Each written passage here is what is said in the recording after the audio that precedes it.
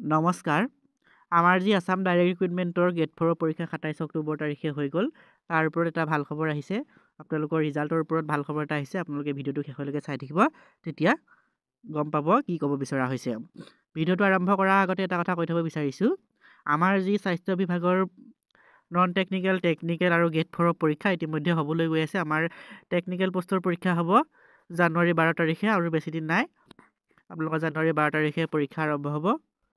gate 4 পৰীক্ষা সম্ভৱতঃ আপোনালোকৰ ফেব্ৰুৱাৰী মাহৰ ভিতৰত হৈ যাব আৰু আমাৰ এটা অফিচিয়েল নটিচ আহিছে যে নন টেকনিক্যাল পোষ্টখিনিৰ পৰীক্ষা আমাৰ মাৰ্চৰ 9 তাৰিখে অনুষ্ঠিত হ'ব মাৰ্চ মাহৰ 9 তাৰিখে অনুষ্ঠিত হ'ব আৰু এটা তথ্যৰ পৰা গম পোৱা মতে আমাৰ আসাম পুলিচৰ যিখিনি পৰীক্ষা আছে সেই পৰীক্ষাখিনি জানুৱাৰী 27 তাৰিখে অনুষ্ঠিত হ'ব এবি আৰু ইউবি পৰীক্ষা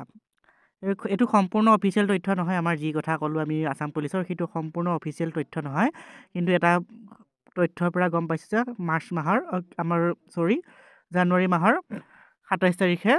অনুষ্ঠিত হ'ব বুলি এটা তথ্যৰ পৰা গম পাইছোঁ আমাৰ গেট 4ৰ যি স্বাস্থ্য বিভাগৰ পৰীক্ষা সেইটো হয়তো ফেব্ৰুৱাৰী মাহত সম্ভৱতঃ ফেব্ৰুৱাৰী মাহতে হৈ যাব আৰু আমাৰ টেকনিক্যাল পোষ্টৰ যিখিনি নন টেকনিক্যাল পোষ্টৰ পৰীক্ষা হয় সেইখিনি আমাৰ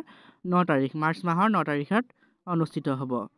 গতিকে আপোনালোকে পঢ়াৰ ষ্টাৰ্ট কৰি দিয়ক পঢ়াৰ আৰম্ভ কৰক পৰীক্ষালৈ আৰু বেছি দিন নাই আপোনালোকৰ হাতত মাত্ৰ এমাহ বা দুমাহ সময় পাব পঢ়ি থাকিলে আপোনালোকৰ পৰীক্ষাত অলপ সুবিধা হ'ব গতিকে আপোনালোকে পঢ়াৰ আৰম্ভ কৰি দিয়ক আমাৰ চেনেলৰ জৰিয়তে আপোনালোকক জিকে ছেকশ্যনৰ ভিডিঅ' দিয়া হ'ব ৰেগুলাৰকৈ আপোনালোকৰ জিকে ছেকশ্যনৰ ভিডিঅ' দিয়া হ'ব আমি ভিডিঅ' বনাইছোঁ ইতিমধ্যে আপোনালোকে চেনেলটো ছাবস্ক্ৰাইব কৰি ল'ব তাৰ বাবে আৰু লগতে থকা বেল আইকনটো প্ৰেছ কৰি অল কৰি ল'ব তেতিয়াহে আমাৰ ভিডিঅ' দিয়াৰ লগে লগে আপোনালোকৰ ওচৰত গৈ নটিফিকেশ্যন পাব বলক তেনেহ'লে আজিৰ ভিডিঅ'টো আৰম্ভ কৰোঁ আমাৰ যি এডিআৰই গেট 4ৰ ৰিজাল্টৰ কথা কোৱা হ'ল সেই ৰিজাল্ট ঘোষণা কৰা হ'ব আপোনালোকৰ মাৰ্চ মাহত ফেব্ৰুৱাৰী মাহত যদি আমাৰ CM ছাৰে ঘোষণা কৰিছিলে কিন্তু ফেব্ৰুৱাৰী মাহত নহয় আমাৰ মাৰ্চ মাহৰ প্ৰথম সপ্তাহত ঘোষণা কৰা হ'ব প্ৰথম সপ্তাহ মানে আপোনালোকৰ 10 তাৰিখৰ আগত আমাৰ মাৰ্চ মাহৰ 10 তাৰিখৰ আগত ইয়াৰ যি গেট 3 আৰু গেট 4 পোষ্টৰ পৰীক্ষাৰ ৰিজাল্ট ঘোষণা কৰিব আমাৰ বহুতৰে প্ৰশ্ন হৈ আছে যে আমাৰ গেট 4 পৰীক্ষাৰ ৰিজাল্ট আগত আহিবনে আমাৰ গেট 3 পৰীক্ষাৰ ৰিজাল্ট আহিব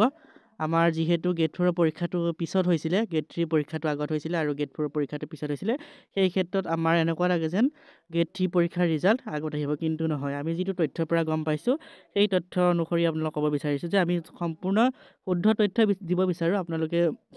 ভুল বুলি হয়তো বহুতে কমেণ্ট কৰিব বিচাৰিব এতিয়া কমেণ্ট কৰে আমাৰ বহুত সংখ্যক কেণ্ডিডেট আছে অলপ বেয়াকৈ তেওঁলোকে কমেণ্ট কৰে কিন্তু এইটো আমি সম্পূৰ্ণ এটা অফিচিয়েল তথ্য